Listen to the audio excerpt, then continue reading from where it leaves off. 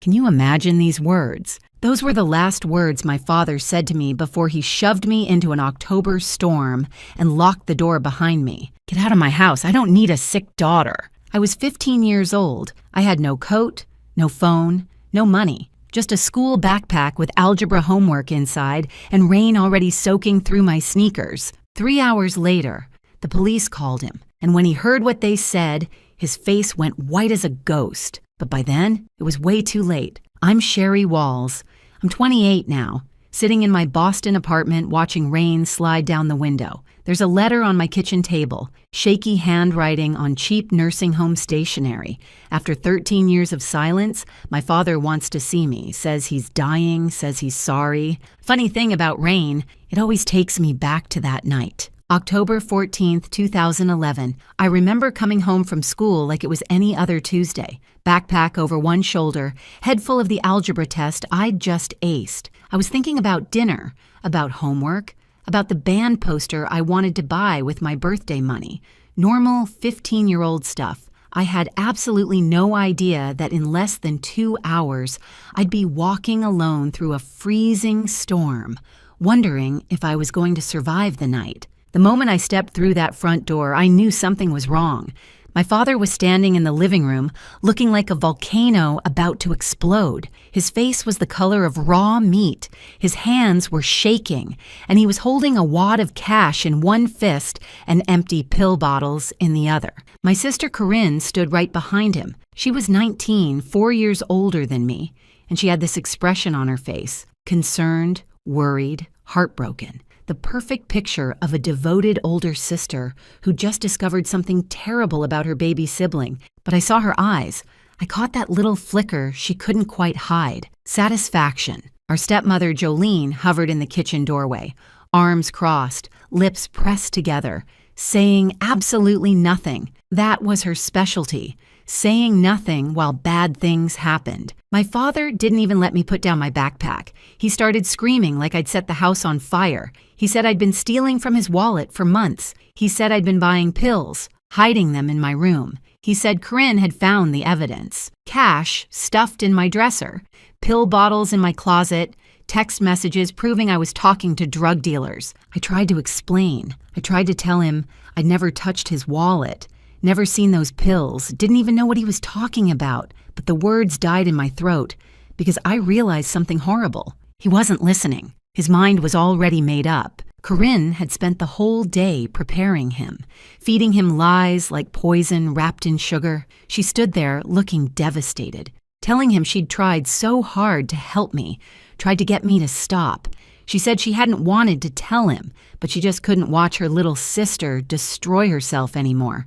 It was a masterpiece performance, Academy Award worthy, and my father swallowed every single word like it was gospel truth. He grabbed my arm hard enough to leave bruises and dragged me toward the front door. My backpack was right there where I dropped it. He picked it up and threw it at my chest so hard I stumbled backward. Then he opened the door. Rain was already coming down in sheets, thunder rolling somewhere in the distance. The temperature had dropped 15 degrees since that morning, and my father looked me dead in the eyes and said those words again. Get out of my house. I don't need a sick daughter. He pushed me onto the porch. The door slammed. The deadbolt clicked. And just like that, at 15 years old, I was homeless. I stood on that porch for maybe 5 minutes, completely frozen. Not from the cold, though that was coming, but from shock. I kept waiting for the door to open again, waiting for someone to say it was all a big misunderstanding. Nobody came. My phone was sitting on my bedroom desk. I wasn't allowed to grab anything except what was already in my hands. My backpack had textbooks, a half-eaten granola bar, and absolutely nothing useful for surviving a night outside. No jacket, no money, no way to call for help. 2011. Payphones still existed somewhere, but who carries quarters? Not a 15-year-old who spent her allowance on band posters. Priorities, right? Straight-A student, 0-star survival skills. So I started walking. I didn't make a conscious decision about where to go. My body just moved on autopilot toward the only safe place I knew. My grandmother Dorothy's house 7 miles away. My mom's mom, the one person who always looked at me like I mattered. 7 miles doesn't sound like much when you're driving. When you're walking through freezing rain in canvas sneakers with no coat, it might as well be 700. Route 9 stretched ahead of me, dark and slick with rain. Cars splashed past without slowing down. I was just a shadow on the roadside, a shape nobody wanted to look at too closely. After the first mile, my clothes were soaked through to my skin. After the second mile, I couldn't feel my fingers anymore. After the third mile, my teeth were chattering so hard I thought they might crack. But I kept walking. What else could I do? Go back and beg my father to believe me. He'd already made up his mind. I had nowhere else to go except forward, one numb step at a time. The thing about hypothermia is that you don't realize it's happening until it's almost too late. Your body starts shutting down piece by piece, and your brain gets foggy, and suddenly sitting down for just a minute seems like the best idea in the world. Just a quick rest, just until you catch your breath. I made it 4 miles before my legs gave out. There was a mailbox up ahead. I remember thinking I'd just lean against it for a second, catch my breath, then I'd keep going. Grandma's house was only 3 more miles. I could make it, but my knees buckled before I got there. The gravel came up fast, and then everything went dark. 3 hours after throwing his daughter into a storm, my father's phone rang. The voice on the other end was cold and professional. Officer Daniels with county police. There'd been an incident. His daughter had been found unconscious on Route 9, hypothermia. She was being transported to County General Hospital. And one more thing, sir. Child Protective Services has been notified. A caseworker is already on site. We have some questions about why a 15-year-old girl was walking alone in a dangerous storm with no coat and no phone. We're going to need you to come down to the hospital and bring whatever evidence you have. My father's face went pale as bone. I know because the hospital staff told me later. They said he looked like a man watching his whole life crumble in slow motion. Corinne was standing right next to him when he got that call. And for the first time, her perfect mask slipped, just for a second. But it was enough, because here's the thing about that night, the thing that changed everything. The woman who found me unconscious on that roadside wasn't just some random stranger driving home. Her name was Gloria Hensley, and she'd spent 35 years working for Child Protective Services. She'd seen every kind of abuse, every kind of neglect, every kind of lie that parents tell about their children. She knew exactly what she was looking at when she found a teenage girl in the rain, with no coat and no phone and no one looking for her, and she wasn't about to let it slide. My father thought he was getting rid of a problem that night, thought he was cleaning house, cutting out the bad apple, protecting his family from a sick daughter who didn't deserve his love. But what he actually did was light a fuse, and he had no idea what was about to explode. Before we continue, if you're enjoying this story, please subscribe and tell me in the comments where you're watching from and what time is it there. I see everything. Thank you so much for your support. Now, to understand what happened that night, to really understand why my sister did what she did, I need to take you back to when everything started falling apart. My mother, Patricia, died in 2006, cancer. I was 10 years old. Corinne was 14.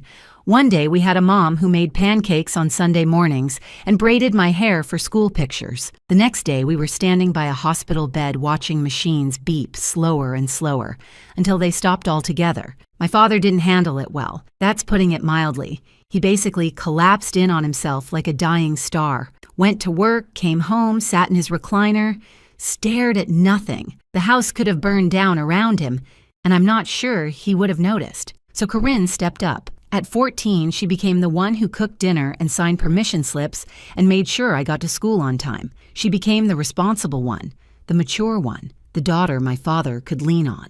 And he praised her for it constantly. What would I do without you, Corinne? You're so grown up, Corinne. You're the glue holding this family together, Corinne. I don't think he ever once asked how she was handling our mother's death. He just expected her to handle everything else instead. My father had 2 blind spots in life. His oldest daughter, and his beloved recliner. Both were worn out, falling apart at the seams, and desperately needed to be replaced, but he couldn't see it. Men and their recliners, I swear. What nobody saw, what my father absolutely refused to see, was what happened when he wasn't looking. Corinne wasn't just stepping up. She was building a kingdom, and in her kingdom, I was the peasant who needed to be kept in her place. It started small. Homework that mysteriously disappeared the night before it was due.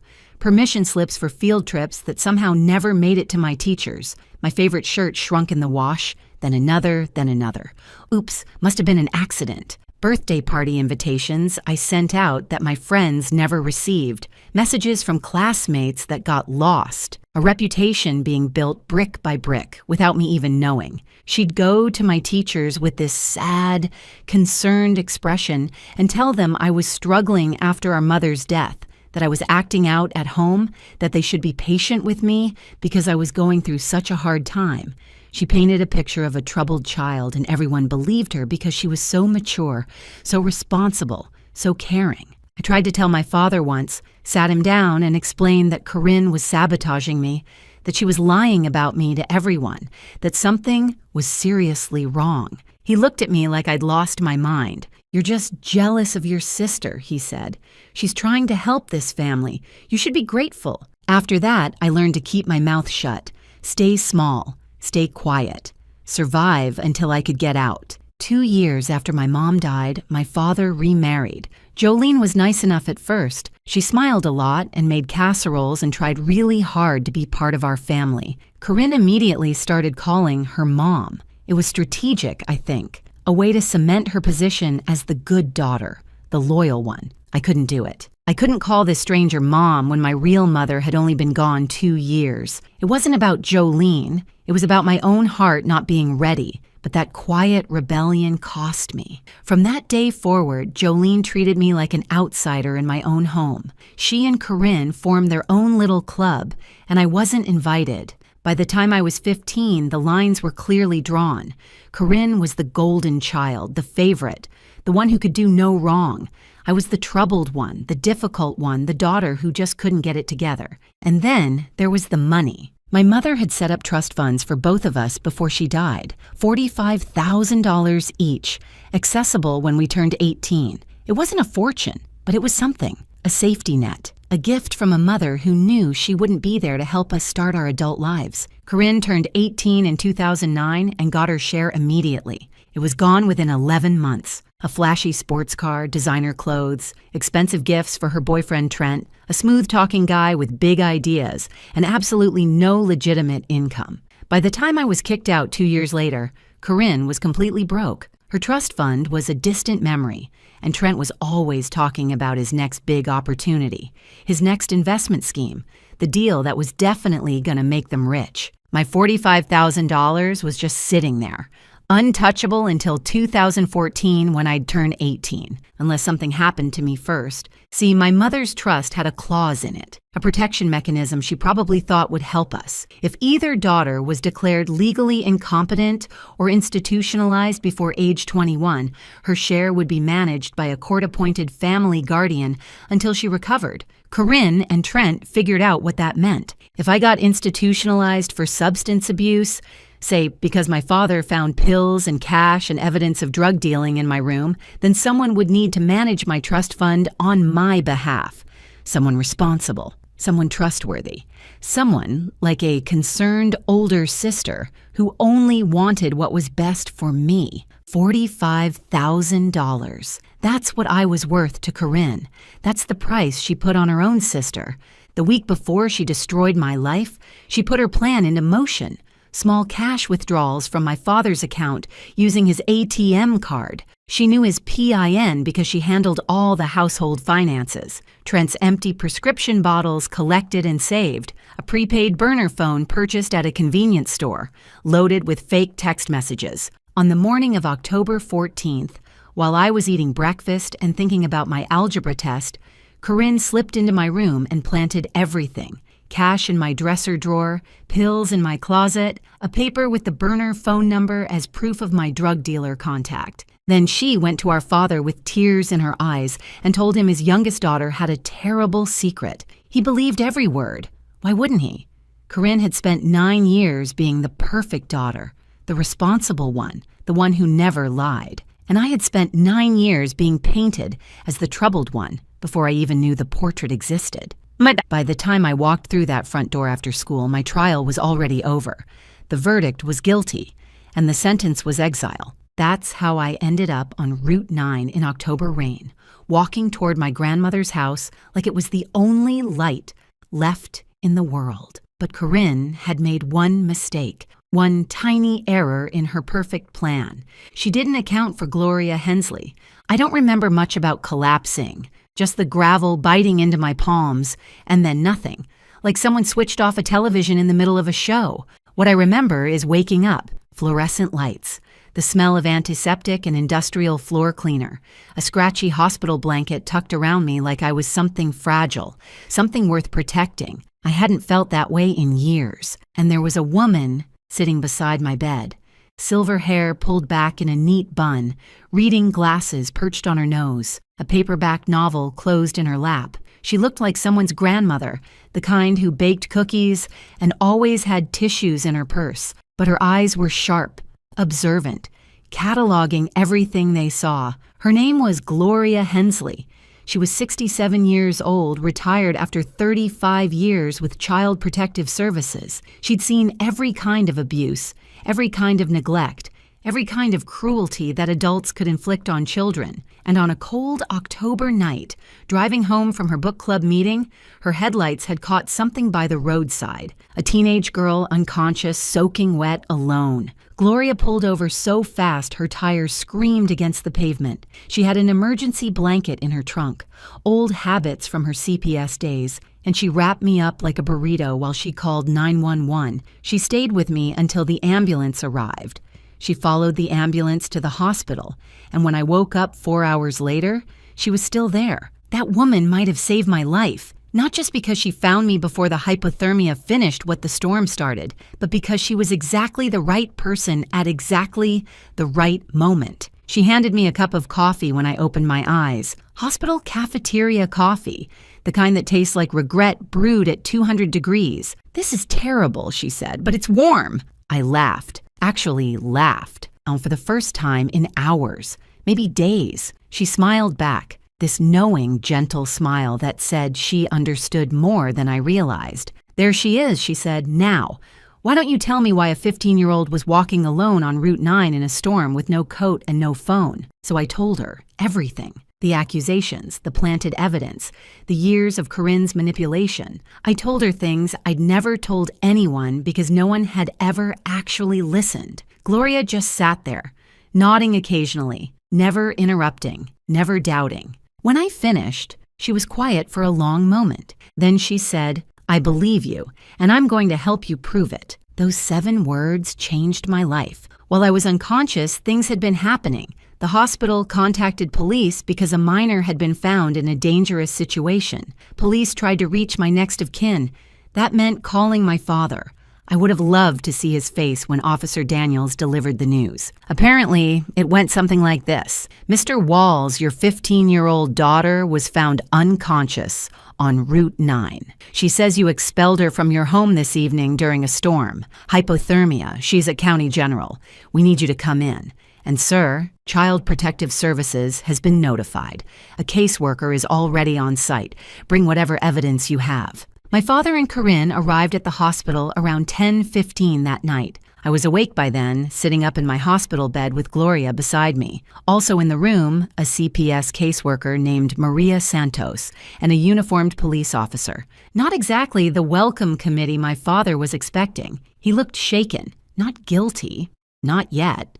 Just annoyed and confused, like this was all a big inconvenience. Corinne was right behind him, and for the first time in my life, I saw her look nervous. The smirk she'd been wearing when I left wasn't anywhere to be found. They expected to find a scared, apologetic girl ready to confess her sins and beg to come home. Instead, they found a room full of professionals asking very pointed questions about why a child was wandering alone in dangerous weather with no means of communication or protection. The power dynamic had shifted, and Corinne felt it. She tried to run her usual script.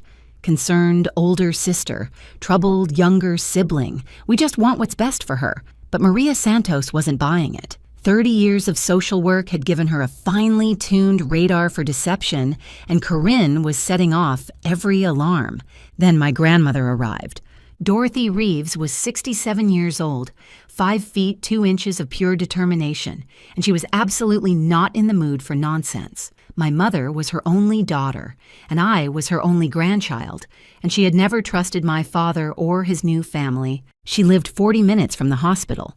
She made it in 25. I heard her before I saw her, that distinctive click of sensible heels coming down the hallway at a pace that meant business. She swept into my room like a small, silver-haired hurricane and immediately positioned herself between me and my father. "That's my granddaughter," she announced to everyone present. "What has this fool done now?" My father tried to explain, tried to justify, started talking about the stealing, the pills, the evidence. Dorothy listened for about 30 seconds before holding up one hand. "Raymond," she said, "I've known you for 15 years, and you've never been the sharpest tool in the shed. But this might be your dumbest moment yet. You threw a child into a storm based on what? Pills that appeared out of nowhere?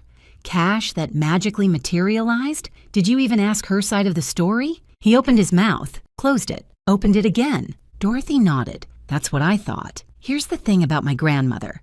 She didn't just love me, she fought for me. That night, while I sat exhausted and hypothermic in a hospital bed, Dorothy Reeves went to war. She demanded an emergency custody hearing. Right there, right then. It was nearly midnight, but she didn't care. She called a family court judge who owed her a favor. Apparently, Dorothy had been on the PTA with his wife for 15 years and got him on the phone. The hospital social worker presented the facts. A minor child expelled into dangerous weather conditions. No investigation conducted before expulsion. No attempt to verify accusations. Child found unconscious with early-stage hypothermia. Father's evidence unexamined by any professional. By 12:30 in the morning, I had a new home. Emergency temporary guardianship was granted to Dorothy Reeves, effective immediately. My father was ordered to have no contact with me until a full investigation was completed. CPS would be interviewing everyone. Me, Corinne, my father, Jolene, and they would be taking a very close look at that so-called evidence. As we walked out of the hospital, my father tried one more time. He reached toward me, started to say something. Dorothy stepped between us without breaking stride. "You don't get to touch her," she said. "You don't get to talk to her. You had your chance to be her father, and you threw it away. Literally threw it into a storm. Now we're leaving." She guided me out to her old Buick, the one she'd been driving since before I was born, helped me into the passenger seat, tucked another blanket around me even though the car heater was already blasting. I looked at her with tears streaming down my face. "Grandma, I don't even have clean clothes. I don't have anything." She patted my hand, her eyes fierce and gentle at the same time. "Honey, you have me, and I have a Target card. Tomorrow we shop. Tonight you eat soup and sleep in a bed where nobody is going to throw you out. Ever." That was the first night of my new life. Grandma Dorothy's house had 3 rules: breakfast at 8, homework before TV, and absolutely no nonsense before her second cup of coffee. It wasn't fancy, and it wasn't big, but it was warm and safe and full of love. For the first time in years, I felt like I could breathe. But the story wasn't over. Not even close. 2 weeks later, the CPS investigator called my grandmother. "Mrs. Reeves," Maria Santos said, "you might want to sit down. We've been examining the evidence Mr. Walls provided. The timeline doesn't add up, and we found some security footage that tells a very different story. Corinne's perfect plan was about to fall apart, and she had no idea what was coming. The investigation changed everything. Maria Santos wasn't just a caseworker checking boxes. She was a detective in a cardigan, and she didn't just look at evidence, she traced it. Every receipt, every timestamp, every thread. And the more she pulled, the more Corinne's perfect story unraveled. It started with the cash. $800 had been found in my dresser drawer. My father said it proved I'd been stealing from him for months. Open and shut case, right? Except Maria Santos actually checked the bank records. That $800 came from a single ATM withdrawal on October 14th. The same day I was kicked out. The bank provided surveillance footage from the machine. Timestamp, 2:47 in the afternoon. The person on camera wasn't me. It was Corinne, clear as day. Same jacket she'd been wearing that morning. Same ponytail. Same car parked in the background. Her white sedan with the dent in the bumper from when she'd backed into a mailbox the previous summer. Here's the thing about alibis.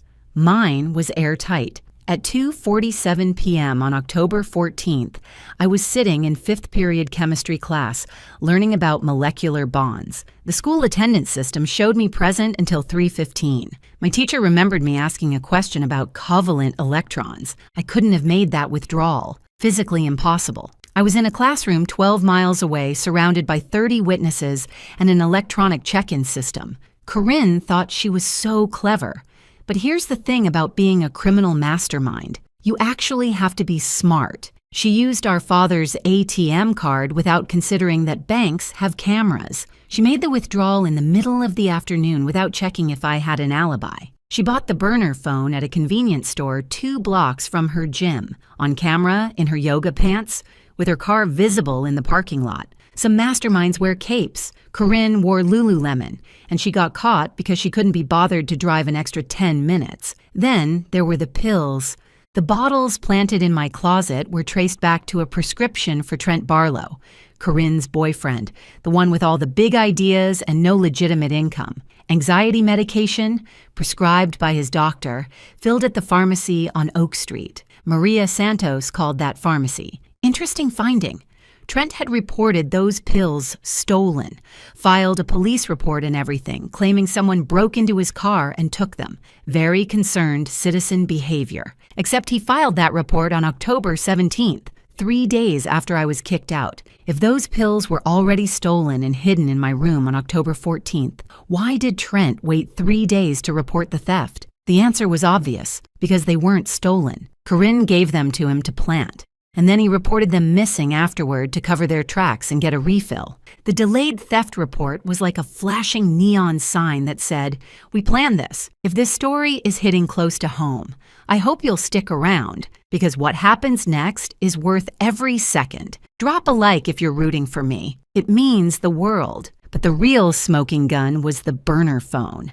The fake drug dealer texts came from a prepaid phone purchased at a convenience store on October 10th. 4 days before everything went down, Maria Santos tracked down the store and requested their security footage. The buyer was a young woman, brown hair and a ponytail, athletic build, paid cash, but her car was clearly visible through the window, a white sedan, with a dent in the bumper. Same car, same woman. Same trail of breadcrumbs leading straight back to my sister. As the investigation deepened, an even uglier picture emerged.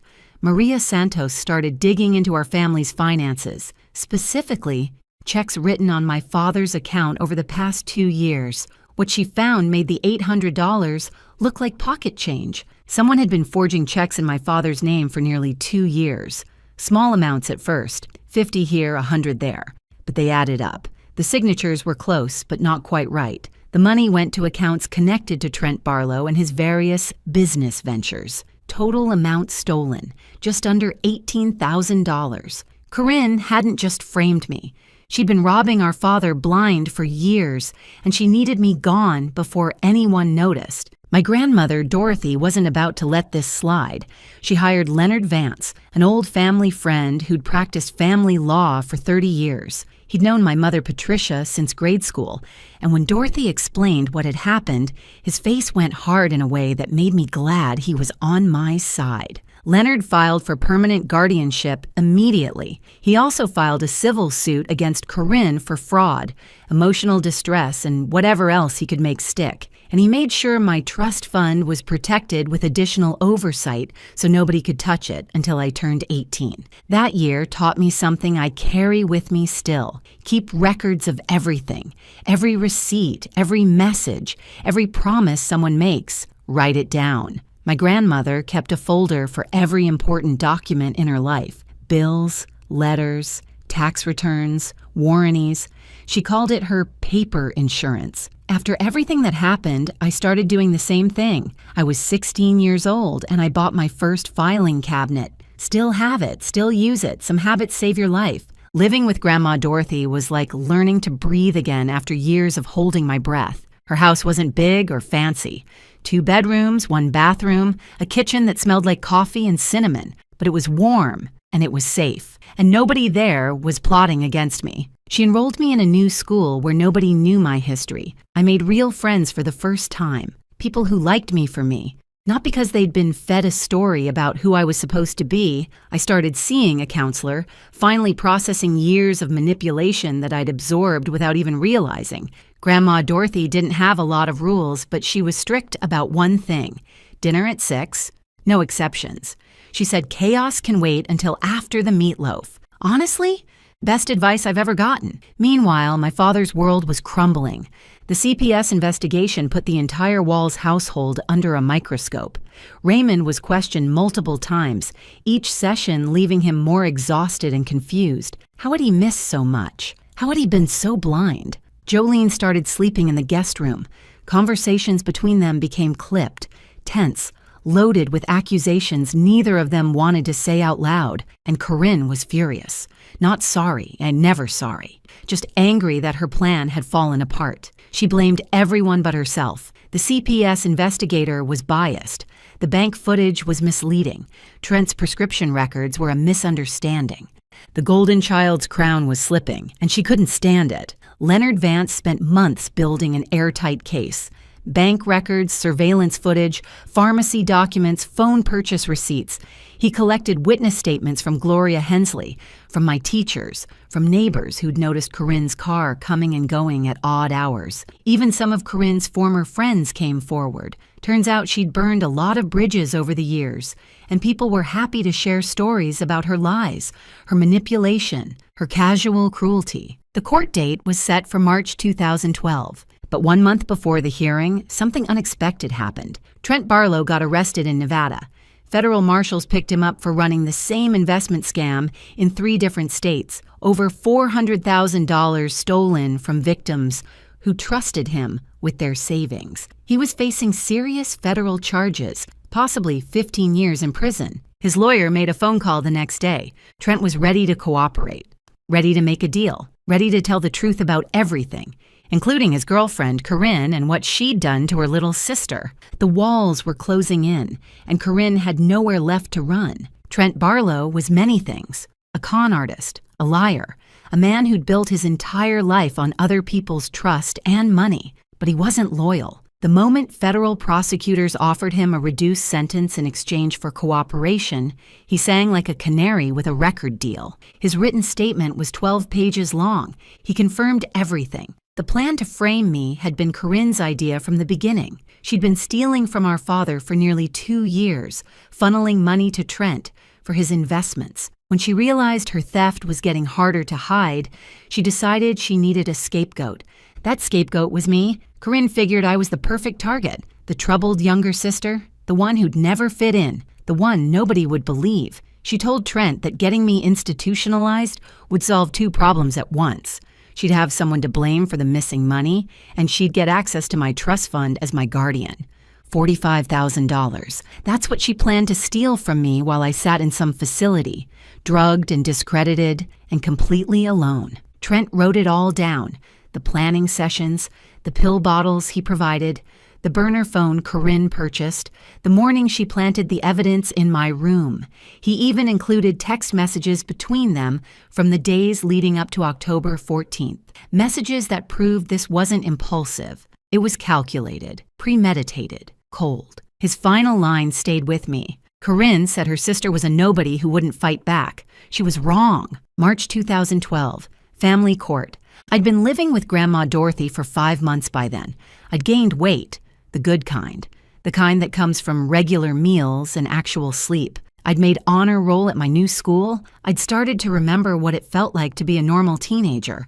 But walking into that courtroom, I felt 15 again, scared and small and wondering if anyone would believe me. Grandma Dorothy squeezed my hand. Leonard Vance nodded reassuringly. And Gloria Hensley was there too, sitting in the gallery, wearing the same reading glasses and the same fierce expression she'd had the night she found me. The hearing was supposed to be about guardianship, simple stuff. making Dorothy's temporary custody permanent, establishing support obligations, that kind of thing. But it turned into something much bigger. The district attorney had gotten involved. With Trent's confession and the mountain of evidence Maria Santos had compiled, this wasn't just a family court matter anymore. There were criminal charges on the table. Corinne sat on the other side of the courtroom with a public defender she'd met an hour before. She looked smaller than I remembered, paler. The confident golden child who'd controlled our household for a decade now looked like exactly what she was, a scared young woman whose lies had finally caught up with her. Our father sat alone in the gallery. Jolene had refused to come. He looked like he'd aged 10 years in 5 months. The evidence was presented systematically, professionally, devastatingly. A TM footage showing Corinne making the withdrawal at 2:47 p.m. My school attendance records proving I was in chemistry class at that exact time. Pharmacy records showing Trent's conveniently delayed theft report. Security footage from the convenience store showing Corinne buying the burner phone. 2 years of forged checks totaling $18,000. And Trent's confession. Read into the record word by word. When it was Corinne's turn to take the stand, she tried to maintain her story, tried to look confused and innocent and deeply concerned about her troubled sister. The prosecutor wasn't having it. "Ms. Walls," she said, showing the ATM photograph, "is this you at First National Bank on October 14th at 2:47 p.m.? Corinne swallowed. She looked at the image of herself, clear as daylight. I was getting money for groceries." Groceries. The prosecutor nodded slowly. $800 in cash for groceries. And you didn't mention this withdrawal to your father when you accused your sister of stealing that exact amount later that same day? Silence. And the location of this ATM. It's 12 miles from your sister's school, a school where attendance records show she was present until 3:15 p.m. Can you explain how she could have made this withdrawal while sitting in chemistry class? More silence. Corinne's public defender objected, but there was nothing to object to. The evidence was the evidence. Facts didn't care about her feelings. Then they called Jolene. My stepmother looked like she wanted to be anywhere else on earth. She'd spent years staying quiet, staying neutral, not getting involved. But this was a courtroom, and she was under oath, and suddenly staying quiet wasn't an option anymore. The prosecutor asked her about the morning of October 14th. Did she see anything unusual? Jolene's voice was barely above a whisper. Corinne went into Sherry's room that morning around 7 a.m. She said she was borrowing a hair tie. Did she come out with a hair tie? No. She came out empty-handed. And did you notice anything else in the days before the incident? Jolene closed her eyes. She looked like she was bracing for impact. 2 days before, I overheard Corinne on the phone with Trent. She said, "Everything is in place." And then she laughed. The courtroom went absolutely still. When they called our father to testify, I almost felt sorry for him. Almost. He had to explain why he expelled his 15-year-old daughter into a storm without investigating the accusations against her. Had to admit he never checked the bank records himself. Never questioned why Corinne suddenly discovered this evidence. Never asked for my side of the story. His voice cracked when he said, I trusted her. She's my firstborn. She was always the responsible one. I thought he couldn't finish. Judge Patricia Morrison had been on the bench for 30 years. She'd seen ugly custody battles, bitter divorces, families torn apart by lies and money and pride. But I think even she was disturbed by what she'd heard. Her words cut through the courtroom like a blade. Mr. Walls, trust is not an excuse for negligence. You expelled a minor child into dangerous weather conditions based on unverified accusations. You made no attempt to investigate. You chose one daughter over another without evidence, without reason, without basic parental judgment. That is not parenting. That is abandonment. My father sat there, gray-faced, as she continued. Your older daughter engaged in a calculated, premeditated scheme to destroy her sister's life. She stole from you, lied to you, and manipulated you into participating in her cruelty. And you let her, because it was easier to believe the daughter who made you feel good than to actually parent the daughter who needed you. Corinne's sentence came down hard. Fraud, theft, filing false statements to law enforcement, child endangerment. Her public defender negotiated a plea deal to avoid a full trial, 2 years suspended sentence, meaning she wouldn't go to prison unless she violated probation. 5 years of supervised probation, 200 hours of community service, full restitution of all stolen funds, the $18,000 from our father, and the $800 she'd planted to frame me. The court also issued a permanent restraining order. Corinne was not allowed to contact me directly or indirectly for any reason. If she came within 500 feet of me, she'd go straight to jail. And here's the part that would follow her forever. Felony conviction, permanently on her record. No more jobs in finance, no positions involving money or trust, no working with children or vulnerable adults. The golden child had a scarlet letter now, and it wasn't coming off. My father lost guardianship rights permanently. He was ordered to pay for my therapy and educational expenses until I turned 21. He was also ordered to establish a college fund from the restitution money. The community found out everything. Small towns talk. Within weeks, everyone knew what Raymond Walls had done to his younger daughter. Friends stopped calling. Neighbors looked away. His church group suddenly had scheduling conflicts whenever he tried to attend. Jolene filed for divorce 6 weeks later. She'd been complicit in my suffering, and she knew it, and she couldn't stand to be reminded of it every time she looked at her husband. The judge turned to me at the end. "Miss Walls," she said, "you've shown remarkable resilience in the face of extraordinary cruelty. The court grants full permanent custody to your grandmother, Dorothy Reeves. Your trust fund will remain protected until you reach 18, and I sincerely hope you have a better future than your past." I wanted to say something clever, something memorable. I wanted to say, "Your Honor, you should see me parallel park. That's the real test of character. But some jokes are just for yourself." And that moment was too big for humor. Instead, I just said thank you. As we walked out of the courthouse, my father tried one last time to approach me. "Sweetheart," he started, Grandma Dorothy stepped between us without breaking stride. Her voice was ice. "You don't get to call her that anymore. You lost that right when you threw her into a storm." We kept walking. I didn't look back. The sun was shining that day. March, in our part of the country, can go either way. But that afternoon was warm and bright and full of promise. I had a grandmother who loved me, a lawyer who'd fought for me, a caseworker and a retired CPS supervisor who'd believed me when no one else would, and I had a future, finally. But some stories don't end with the courtroom. Some stories have one more chapter. 13 years later, a letter arrived.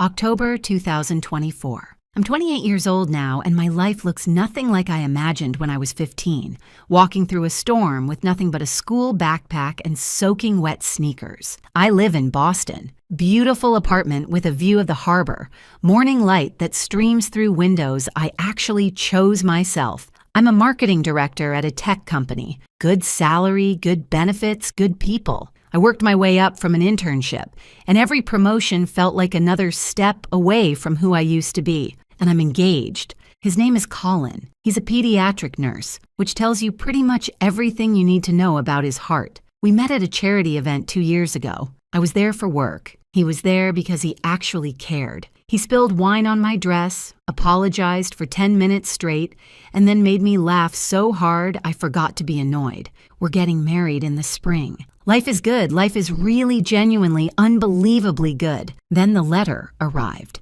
It came to my grandmother's address. Dorothy still lives in the same house, still sharp as ever at 80 years old, still following her 3 rules. Breakfast at 8, homework before TV, no nonsense before coffee.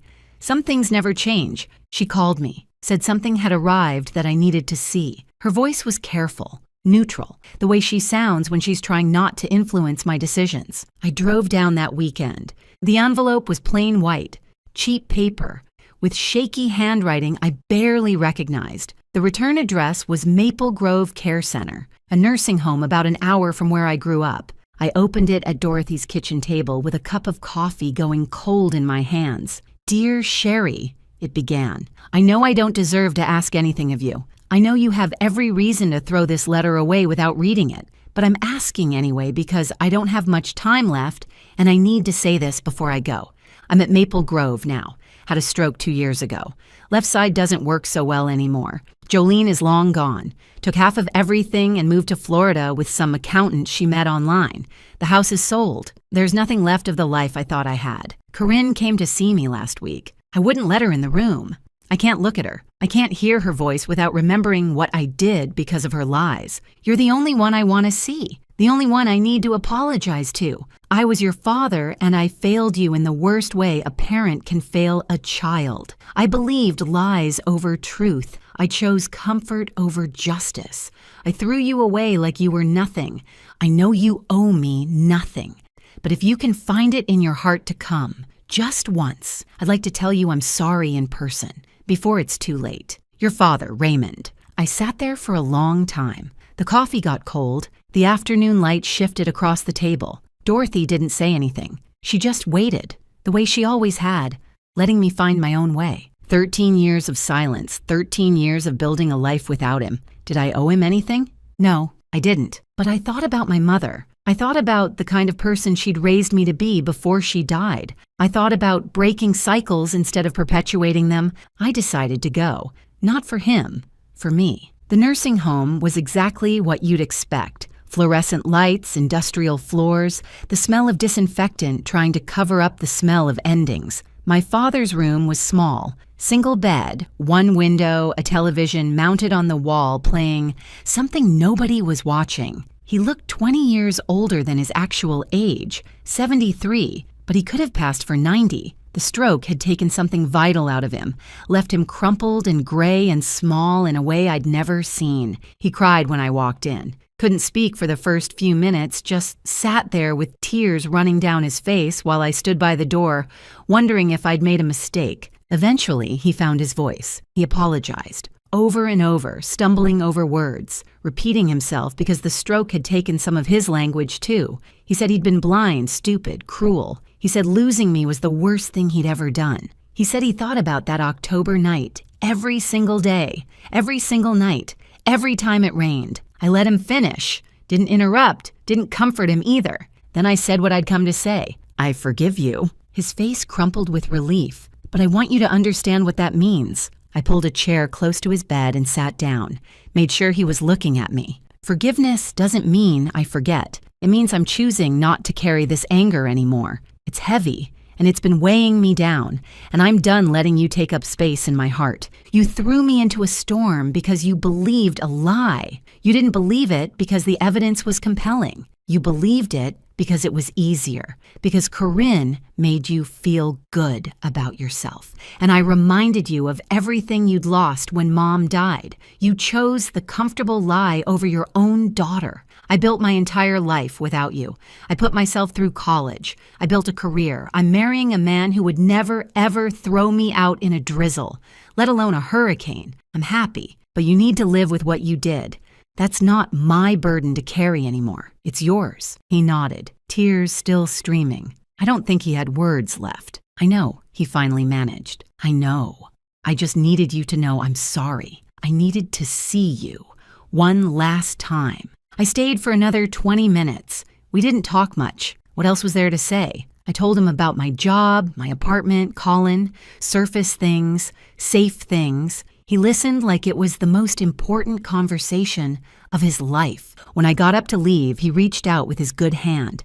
Not grabbing, just reaching. I let him touch my fingers for a moment. Then I walked out. In the hallway, a nurse stopped me. You're his daughter, right? The younger one? I nodded. She glanced back toward his room, then at me. Your sister came by last week. He refused to see her, told us to send her away. I stood very still. He wouldn't see her? The nurse shook her head, said he could only stomach apologizing to one daughter, and it wasn't her. He got pretty upset about it, actually. Said he couldn't look at her face anymore without seeing what she'd done. I didn't know what to say to that. After all these years of being the rejected one, the throwaway daughter, the one who wasn't good enough, my father had finally rejected Corinne, the golden child, the favorite, the one he'd believed without question. Too late to matter, too late to heal anything, but still, something shifted in my chest. Not forgiveness, exactly. I'd already given that. Something more like completion, like the last page of a very long book, finally turning. I walked out of that nursing home into October sunshine.